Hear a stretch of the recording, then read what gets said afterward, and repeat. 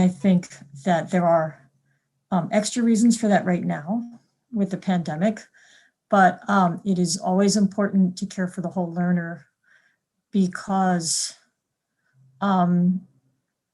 people don't just learn with their brain, they learn with the whole person. And in language, that really comes to the fore because language is always a social occasion. Language learning is always social learning. Language learning, any time that language expression is involved, it involves the emotions.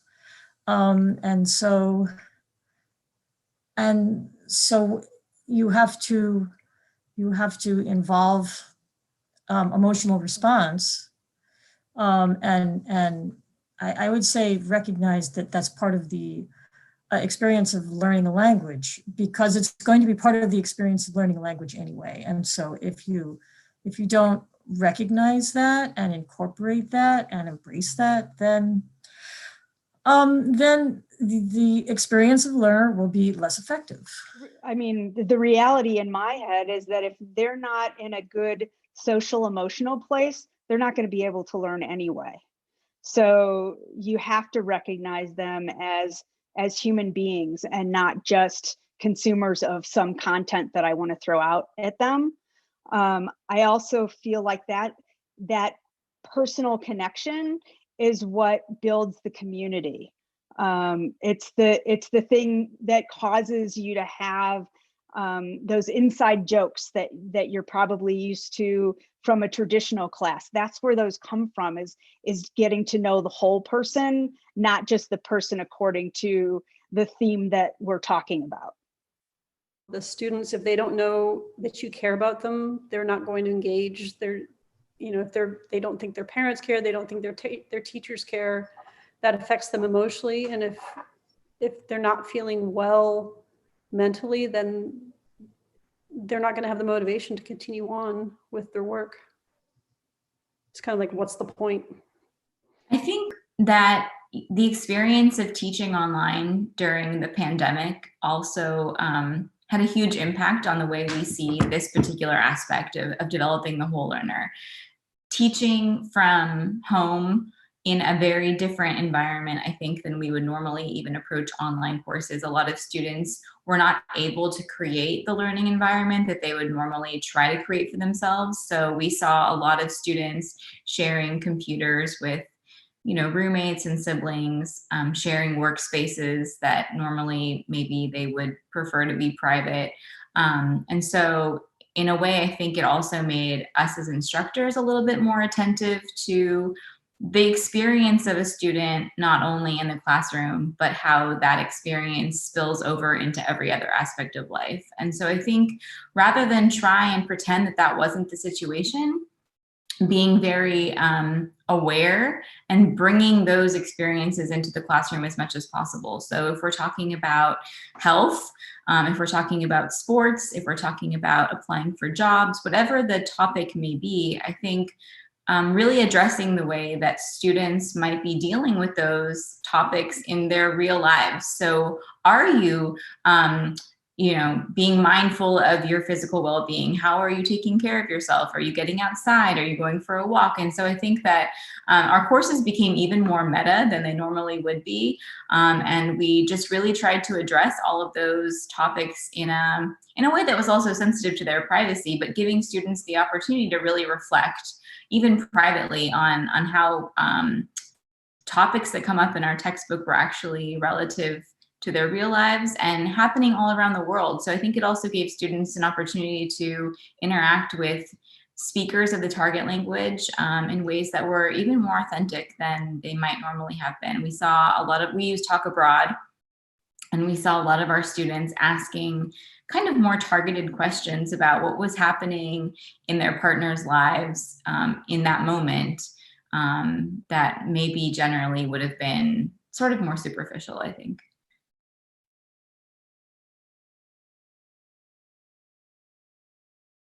From the beginning, with the onboarding process, having them be involved in a discussion board where there's a true reason for there to be a back and forth.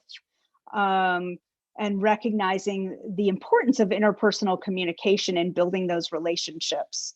In addition, throughout the course, using breakout rooms during synchronous sessions so that they're really talking to each other most of the time, not just listening to, there's no reason for them to listen to me lecturing about some structure or vocabulary that I can record in 5 minutes and put in an asynchronous session.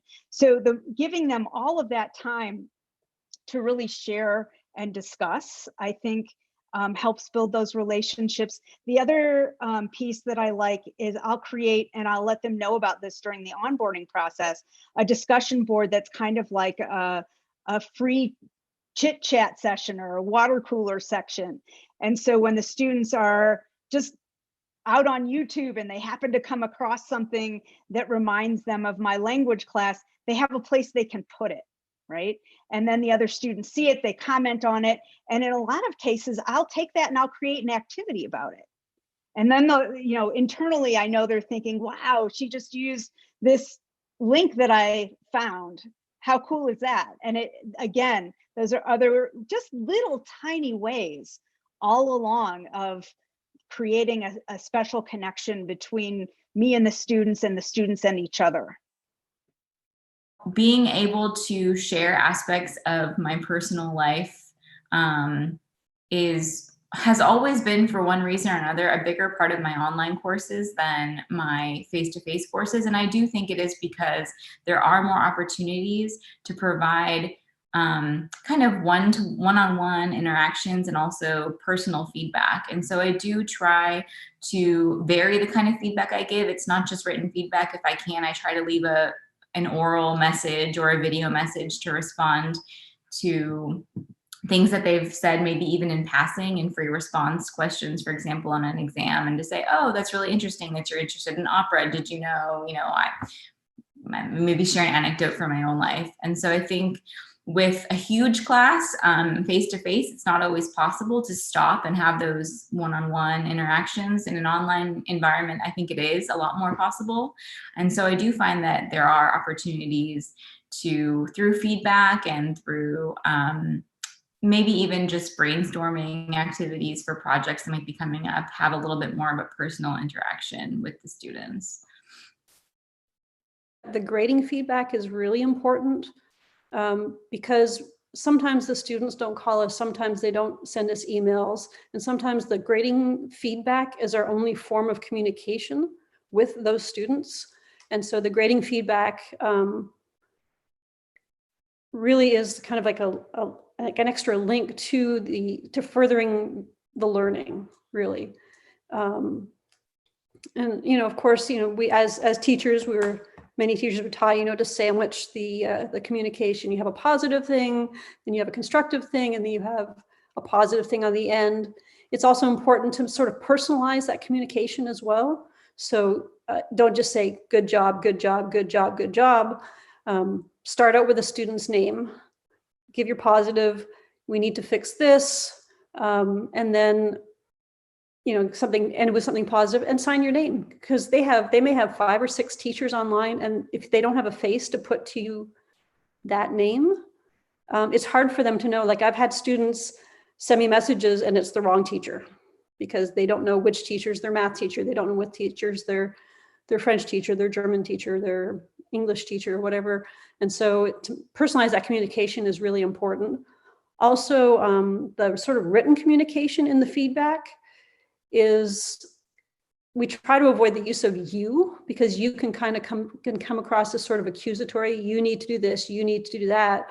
And rather we try to use I messages, like, I don't see A, B, and C, or sort of objective based feedback, where you say the instructions ask for 1, 2, and 3, and I only see 1 and 2. It depends on the level. Right, the level of knowledge of the foreign language.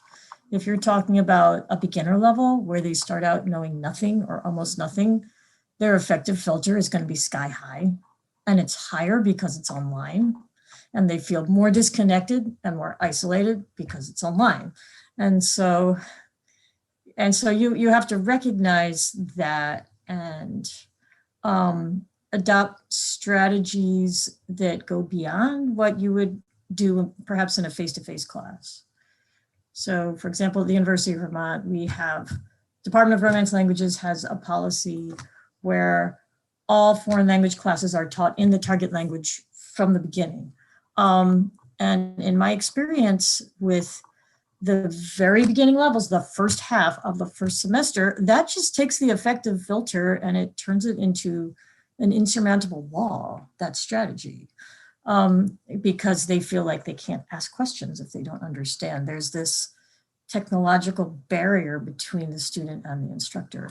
So there are, that's one of the adjustments that I would make between a face-to-face class and an online class, is just have more facilitation of comprehension, much more. Like in a face-to-face class, I tell them it's not necessary for you to understand every word. I'm not expecting you to understand every word, right? That's part of the learning process. I can't do that. I feel I can't do that in an online environment at the very lowest level, because that increases the affective filter, which is already so high. So that's just one example. One of the things I do in like an introductory course is that they have a variety of different kinds of communicative activities. And, they have the written discussion forum, and they have video posts that you do using Flipgrid, and we respond to each other, and they have partner chats. And I always give the first example myself. So it's a model, but it's also, it's like I'm putting myself in front of them personally first, always. And the first person that they respond to is me. So, and I don't know if maybe it looks a little strange to them at first, but I think they get used to it and they get to know me. And that's just one of many strategies. And it depends on the level, again. But I think that works pretty well for a low level, because you start right away, showing yourself to them. If you have the kinds of interactive activities and communicative activities in a synchronous class, like a synchronous remote class, that beginning level students don't have the bandwidth to handle, like a spontaneous conversation in the first couple of weeks of class. Again, I would always model first. I answer first. And then they can respond to me, and then they can start responding to each other. And so I would say that's an analogy to what I do with a low-level class. And then other things are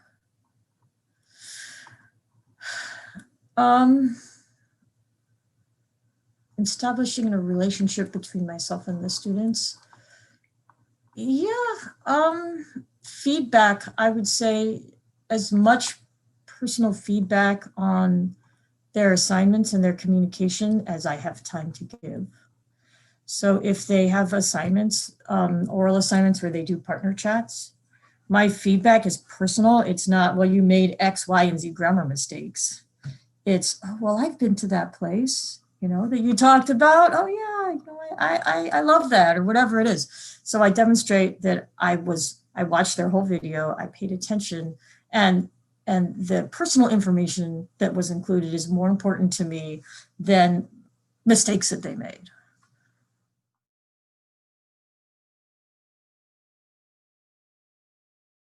I think that the content of the onboarding modules has grown. I think that I'm kind of in a lucky situation, to be honest. For 22 years now, I've been working with teachers and teaching online. And so, and in online in a number of capacities, and we've kind of grown our instructional model as technology has gotten better. So a lot of the technologies that were new to most language teachers that were used to teaching in a face-to-face environment, a lot of the technologies that were new to them were things that we were already doing. So a lot of our colleagues actually turned to the instructors in my particular group for help and support on how to do things that we'd already been doing. So we didn't suddenly take on new technologies. We were already using Padlet and Extempore and Flipgrid and discussion boards. All of those things were already in use. I think the biggest change for us was when a campus would come out and say, you cannot use, or you cannot force students to turn their video on. Things like that put in restrictions that weren't there before. And in a lot of cases, the students were so used to having their cameras on anyway, that it didn't matter and they didn't change their behavior. But there were some, once they left campus, where they didn't have as strong of an internet service, and so it became clunky, but we could still ask them questions and they would respond, so we know they weren't just checked out. So that was a bit of a change, and we started using more asynchronous because of the technology issues. But I don't think that changed the relationship so much as it changed maybe the amount of synchronous time and how important it was to specifically focus any synchronous time we had. This year, actually, we just started doing a culture live lesson. So we have not just the grammar, French 1, French 2, German 1, German 2, whatever it might be. We've also brought culture in, and that's been really well attended, and it's open to any student who is interested in learning about the culture. And it's been a nice way to sort of collaborate between the different levels. And we noticed this year we have, because of the pandemic last year, when students came, they went to sort of an online learning environment that was all new to them. And the expectation last year was that we have a Zoom meeting, we have some kind of video meeting every day with our teachers, which hasn't always been the case before, but now that's the expectation. And so we've increased the number of offerings of synchronous communication with our students because the expectations increased. And so we've increased the amount of offerings we have with, face-to-face video. In the past too, we didn't always use video in our live lessons. We would maybe at the beginning, at the end, but now we're just on camera the whole time. And I think everyone's become a lot more comfortable with being on camera, and the students like being on camera, and they like to see that there are other kids out there, there's other students out there, there's people out there, because for so long, they've just been so isolated in their homes. So one thing that I've been experimenting with is Nearpod. So I don't know if you've used or are familiar with Nearpod. I've heard people talk about it, but I'd never used it before. And I've been really impressed with its level of ability to integrate different elements. So not only can you put content in there, but you can make full-blown lessons where they can access content in a variety of different ways, whether it's text, visual, video. And then they also have built-in like formative assessments that you can put in that are more fun, interactive type elements. And then all of that, depending on the type of integration, you can, just embed it, straight embed it. Or if you have LTI integration, you can have grade pass packs. So that's been a cool tool I've been playing with lately that, I've been really interested in. So you have to check it out, and you can save it and you can, use it and tweak it for later. So it's pretty cool. I even had the scavenger hunt recently, and it was very fun. They were trying to look things all over the house. We were talking about, it was actually about school items, but most of the school, furniture or things, they can also find it in a home. So for example, I told them, okay, go and find a desk. And they go around, and then, okay, and some of them show me a table, mesa. And I told them, oh no, that's not a desk. You need to find out a real desk. And they go around, okay, I'm gonna find it. For example, some of them, it was funny because when I asked them to find a table, mesa, And then they showed me the desk, el escritorio, and I told them, no, that's not a table. And they, some of them, they even went to the dining table. Okay, I can accept that as a table, una mesa. It was really fun, honestly. But I think I remember that I did that also during the last year, the last months with my Spanish one, and it was about things on the house, about the kitchen, the spoon, the things related to the home, and it was, you can see them all around the house looking for the stuff. And it was really good. And I do it for extra credit. Okay, who go the first one, because you know it's not for everybody. The first three who can find this, they were really engaged. They really love it and they like it. I tend to like silly humor, like, memes and hashtags and, that kind of thing. So maybe with things like that, even if it's a multiple choice question, I add the fourth choice to be something funny. So I see them read the choices and then they get to the fourth one and they laugh. So I think if you incorporate it just little by little, it doesn't have to be an entire comedy show. That's not what I'm trying to advocate for. But just those little tidbits of humor, even if it's something like two truths and a lie, right? So the lie can be something funny, or the truth can be something funny. So it's just thinking about ways in which you express your own humor and creativity in a thing that catches on with the students. Then the students start doing it too. Again, not everybody is going to do it, and that's perfectly fine. Nobody should feel forced to be funny and creative all the time. But I think that you spark some creativity and some humor in some of the students that may not know whether it's okay or not to be creative, that you get them out of their shell. And I don't know, I really enjoy that. Or if it's, maybe a story or creative writing and finish the story. I mean, with anything that I can get them to be creative, I really appreciate it, and I praise it when they are really creative. Really rethought a lot of our assessment. And so that has been, I think, the biggest change in my own course is that any sort of replication of a traditional exam in terms of, a listening section and a writing section and testing grammar, even though we've always said that our courses are a lot more communicative than based on the 4 skills, that was one area where the 4 skills were really still sort of prevalent, I think, in these very traditional final exams.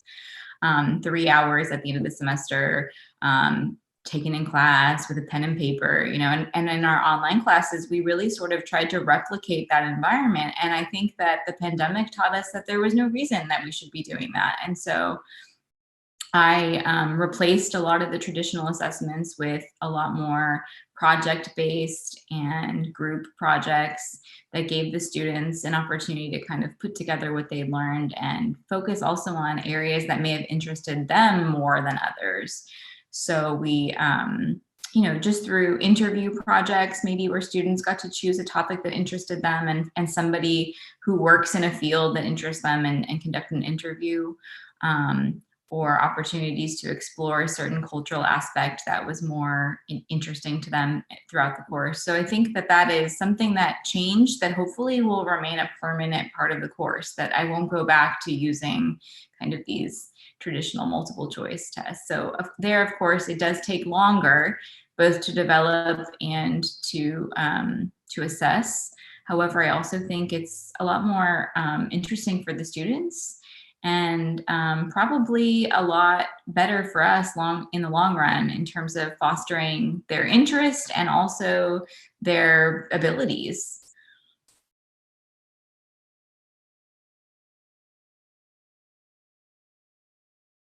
I don't know that that's something that changed because of the pandemic so much. I think it really changed for us when social media became more active. I guess in that realm, TikTok, for example, has taken off in the last year. And so that wasn't something that used to be in our courses, but now those are things that students would often share. those are things where some of our instructors got ideas. Like there was the one last spring about what's in your refrigerator, and people started taking crazy things out of their refrigerators, like bicycles and babies and things like that. And the students would have a really good time with that. And so some of the instructors I work with anyway, would put in little things like that just to make it a little more fun and lighten things up a little bit. The other thing that I think I see happening more is recognizing, when people started talking about Zoom fatigue, because now it wasn't just our class that was some sort of distance learning, it was all of the classes. And so there's only so long you want to sit and do a video conference. Some of the instructors would say, okay, go find something red, go find something pointy, go find something spinny, and bring it back. So they actually would leave the video conference and come back with stuff. And it was kind of a break from the screen, right? And then they would talk about it in whatever structures, practice that the instructor wanted, that sort of thing. So coming up with some of those more creative ways of how do you make a video conference more physically interactive, not just interactive like we're talking back and forth, but getting physical movement involved. Yes, so we've continued to use Talk Abroad as our weekly conversation with somebody who's a native speaker of the language, but we also started to reach out to students abroad who might be going through a similar experience at this time. And certainly with the pandemic, we were able to take advantage of people who were home, who might not normally be home. So students were able to talk to lawyers and doctors and nurses and small business owners who were trying in one way or another to work from home, and were able to connect with our students often at really odd times of day in which they probably normally wouldn't have been available to meet with them and talk to them and kind of create some common ties across the ocean. So that has been interesting for sure. Personally, I haven't, but we do have advisors and counselors within our program, and they do sort of social personal skills. Our elementary teachers are doing social personal skills as well. So not personally for us in the high school level in languages, but in the company, yeah, we do have programs to help students adjust and deal with the other emotional sort of non-tangible issues that they're experiencing.